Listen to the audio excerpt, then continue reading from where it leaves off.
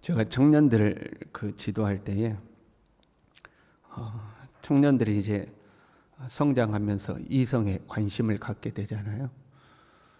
그러면 특별히 남자 청년들에게는 연애를 하지 말라고 지도를 했었습니다. 왜 그러냐면 가만히 보면 학교 다닐 때에 이제 연애를 한단 말입니다. 그런 남자가 지극정성 여자를 돌봅니다. 그 나이 때는 오로지 여자밖에 모르죠.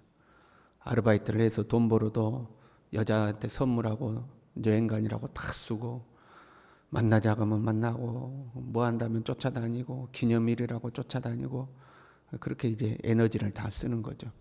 정작 학생회 때 공부는 안 하는 거예요. 자기의 미래를 준비를 하질 않아요. 또 싸우면 싸운다고 감정이 상해서 맨날 며칠 고민하면서 보내고, 좋으면 좋으니까 또 맨날 며칠 들떠서 보내고, 그러다 저러다 그 대학교 시절을 보내는 거죠. 그렇게 보내다 보면 이제 대학 졸업될 때쯤 하면 이제 여자가 이 남자가 지겨워지거든요. 그러면 이제 헤어지죠. 많이 헤어집니다. 그리고 나서 좀 지나서 보면 이 여자는 학생 때 만났던 남자보다 훨씬 조건이 좋은 남자랑 다시 교제를 합니다. 그러면 이 남자는 학교 다니면서 자기 미래를 준비를 안 해놓고 연애만 해놓고 이제 대학 졸업할 때쯤 되면 이제 진로가 막막한 거죠. 좋은데 취업을 못합니다. 그런데 학교 다닐 때에 연애를 안 하고 열심히 공부하고 자기 미래를 준비한 청년은 대학 졸업하면서 좋은 직장 들어가잖아요. 그러면 좋은 여자들이 이제 줄을 섭니다. 세속적인 비유이긴 하지만 남자가 조건을 갖추니까 여러 선택의 폭이 이제 넓어지는 거죠. 선택의 폭이 넓어지는 거죠. 그래서 가급적이면 남학생들에게 연애하지 말고 열심히 공부해라. 미래를 준비해라. 몇 년만 참고 열심히 하면 그 다음부터는 네가 선택할 수 있는 기회들이 많아진다. 세속적 비유이긴 하지만 우리가 사는 세상이 이치죠. 이게 꽃이 피면 벌과 나비가 날아오게 되어 있습니다.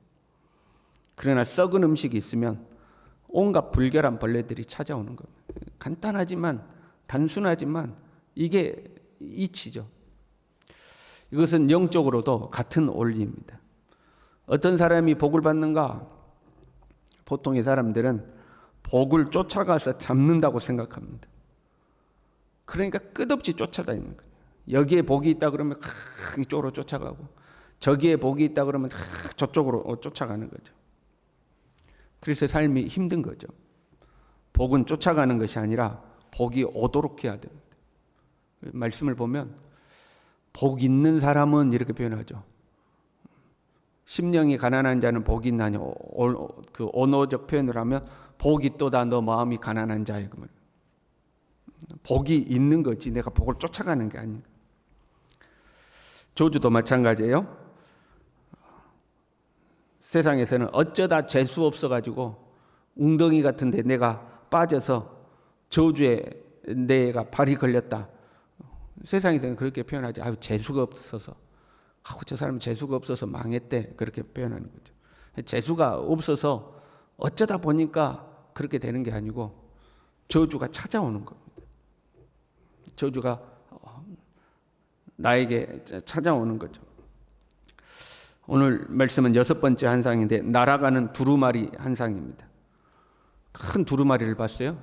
그 길이가 20규빗, 길이가 10m죠. 너비가 10규빗, 5m를 말하는 겁니다. 10m, 5m면 지금으로도 굉장히 큰 두루마리죠. 근데 당대에서는 그렇게 큰 두루마리가 거의 없는 겁니다. 당대의 기술로는. 엄청나게 큰 두루마리를 보여주셨어요. 그런데 그 앞뒤로 저주의 말씀이 기록되어 있었습니다. 큰 두루마리에 앞뒤로 저주의 말씀이 기록되어 있어요. 무슨 의미냐면 모든 사람이 볼 수 있도록 크게 기록했다는 거예요. 이 말씀이 감춰진 어떤 비밀이나 특정한 사람들만 아는 사실이 아니라 모든 사람이 알 수 있는 사실이다 그 말이에요. 그래서 크게 적어서 누구라도 다 보고 누구라도 알 수 있게 했다는 거죠. 거기에 저주의 말씀이 기록되어 있는데 뭐라고 되어 있냐면 도둑질하는 자는 그 이쪽 글대로 끊어지고 맹세하는 자는 그 저쪽 글대로 끊어지리라. 저주가 도둑의 집에 들어가기도 하고 망령되게 맹세하는 집에도 들어가 머물면서 결국에는 그가 망하도록 한다 하는 거죠. 저주가 어디로 달라붙는가? 저주는 죄에 달라붙는 거죠. 죄는 저주를 부르는 썩은 오물과 같은 겁니다. 오물에는 온갖 더러운 벌레들이 오는 것처럼 죄에는 이제 온갖 저주가 달라붙는 거죠. 그런데 보세요. 도둑질과 망령되이 맹세하는 자 이렇게 되어 있죠. 도둑질하는 자의 집에도 들어가고 망령되이 맹세하는 자의 집에도 저주가 떠다니다가 들어간다 이렇게 되어 있어요. 이 도둑질과 망령되이 맹세하는 것은요, 죄 중에서도 일반적으로 쉽게 범하는 죄입니다. 십계명 전반부는 하나님에 관련된 거잖아요. 나의 다른 신을 내게 두지 말라, 우상을 섬기지 말라, 여호와 이름을 망령되이 걸지 말라, 안식일을 범하지 말라. 여러분 어떤 죄가 제일 쉬워요? 그 중에서 망령되이 일컫는 말로서 금방금방 하는 죄, 그 중에 제일 쉬운 거예요. 그 다음에는 사람과의 관계에서요. 살인하지 말라, 간음하지 말라, 도둑질하지 말라. 뭐가 제일 쉬워요? 도둑질이 제일 쉬워요. 그러니까 범하기 쉬운 죄를 말하는 거. 작은 죄이면서 평범한 죄라 할지라도 저주를 부른다 이 말이에요. 우리가 복이라고 하면요, 어떤 사람이 부유해지는 거, 건강한 거, 형통한 거, 자녀가 잘 되는 거, 그러면 복 받았다 이제 이렇게 이야기하잖아요. 사실 엄밀하게 말하면 그것은 복을 받은 결과입니다. 복을 받은 결과 그렇게 된 거예요. 복이라는 우리의 눈에 보이지 않는 복이라는 실체가 존재하는데 그 복이 떠다니는 거죠. 저주도 마찬가지예요. 병들고 망하고 고난이 찾아오면 저주받았다 이렇게 말하기가 쉽지만 그 또한 저주의 결과죠. 저주라는 실체가 떠다닌다는 거예요. 영적인 실체가 떠다니다가 축복과 저주가 떠다니다가 해당하는 그 사람에게 들어간다는 거예요. 거기에 해당하는 사람의 집으로 들어가는 거죠. 복도 마찬가지예요. 예수님께서 제자들을 파송하면서 너희가 어느 집에 들어가든지 그 집에 평안을 빌어라. 그 집이 그 평강을 받기에 합당하면 그것이 임할 것이다. 아무리 축복을 하고 아무리 평강을 빌어주고 아무리 복을 구해줘도 그 사람이 그것을 받기에 합당하지 않으면 임하지 않는다는 거예요. 반대로요. 아무리 저주를 해도 그 사람이 저주받기에 합당하지 않으면 저주가 임하지 않는 거예요. 잠언 26장 2절에요. 까닭 없는 저주는 참새가 떠도는 것과 제비가 날아가는 것 같이 이루어지지 아니하느니라. 아무리 저주를 해도 그 사람이 저주와 관련 없는 삶을 살면 그 저주가 이루어지지 않는다 이 말이에요. 복과 저주는 우리가 끌어당기는 거예요. 내가 복에 합당한 사람으로 살면 복이 내게 오는 거고 내가 저주에 합당한 사람으로 살면 저주가 내게 온다는 거죠. 마치 이 저주는 애굽의 장자 죽음 재앙과 닮아 있는 거죠. 죽음의 신이 떠다니다가 어린 양의 피가 없는 집으로는 들어가는 거죠. 그렇잖아요. 어린 양의 피를 발라놓은 집은 이 죽음의 저주가 피해가는 거죠. 그 어린 양의 피는 예수님의 피를 상징하고 있잖아요. 예수 그리스도의 피가 우리를 저주에서 지키는 거죠. 왜요? 그 피가 우리 죄를 씻기 때문에 그렇습니다. 죄는 저주를 불러오는 건데 예수님의 피가 우리의 죄를 씻어 깨끗하게 하는 거죠. 우리는 항상 죄를 멀리해야 합니다. 혹시 우리가 연약하에 넘어졌다면 금방 회개하고 예수 그리스도의 보혈로 우리를 씻어야 되는 거죠. 지금 이 환상은 이스라엘에게 보여주신 환상이죠. 왜 이 환상을 보여주셨을까요? 지금 열심히 성전을 건축하고 있는 거 아니에요?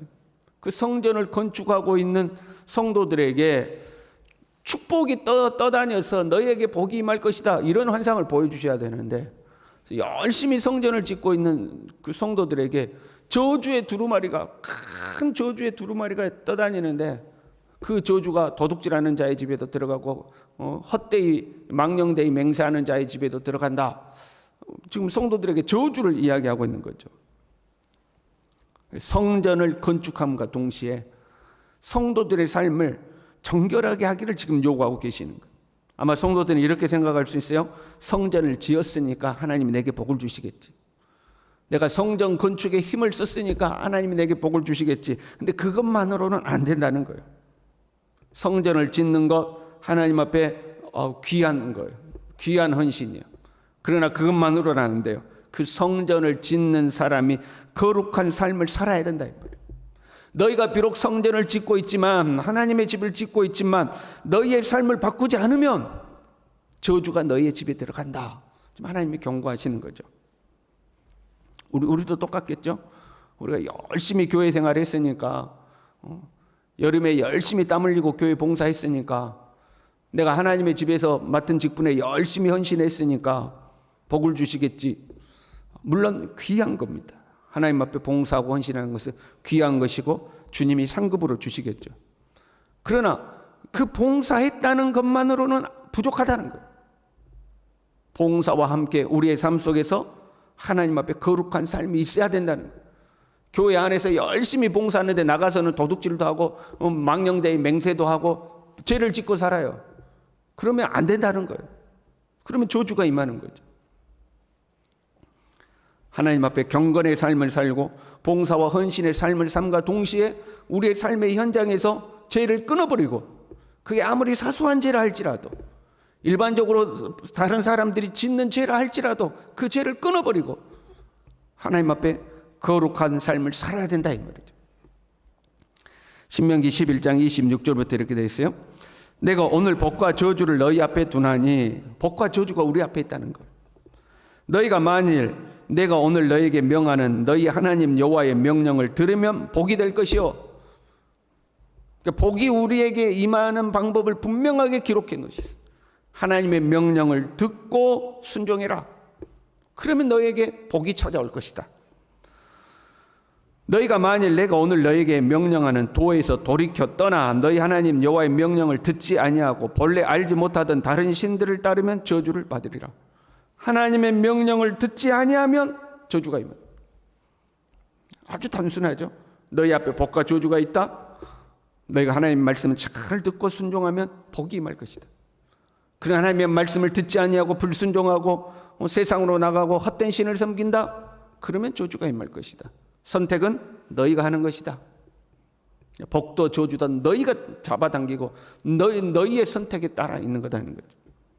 신명기 30장 19절에 또 비슷한 말씀이 나와요. 내가 오늘 하늘과 땅을 불러 너희에게 증거를 삼느라. 하나님이 증거를 삼는데, 하늘과 땅을 두고 증거를 삼는데, 내가 생명과 사망과 복과 저주를 네 앞에 두었은즉 너와 네 자손이 살기 위하여 생명을 택하고, 내가 택하는 거야. 내가 생명을 택하고 내 하나님 여호와를 사랑하고 그의 말씀을 청종하며 또 그를 의지하라. 그는 내 생명이시오 내 장수시라. 복이 우리에게 오는 방법을 하나님 분명하게 기록하셨어요. 여호와를 사랑하고 그의 말씀을 청종하고 그를 의지하고 살아라. 그러면 복이 우리에게 붙는 거죠. 반대로 여호와의 말씀을 듣지 아니하고 여호와의 말씀을 어기면 또 돌아다니던 저주가 그 사람에게 임한다는 거예요.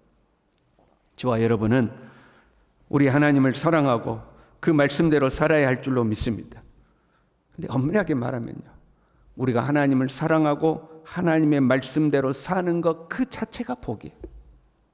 하나님을 사랑할 수 있다는 것, 하나님의 말씀대로 살 수 있다는 것 그 자체가 복이죠.